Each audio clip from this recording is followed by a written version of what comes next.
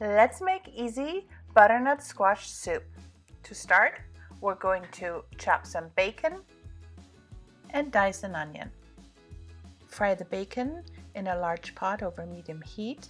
Once fried, use a slotted spoon to remove the bacon and set aside. Fry the diced onions in the bacon drippings.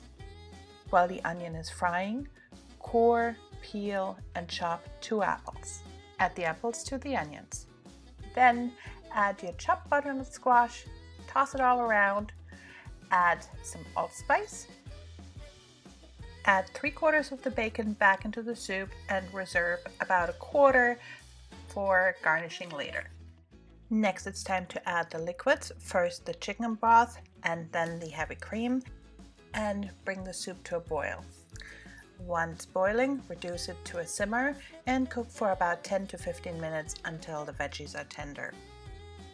Grab an immersion blender and blend the soup until it is smooth and creamy. Garnish the butternut squash soup with the reserved bacon and optionally with some fresh parsley.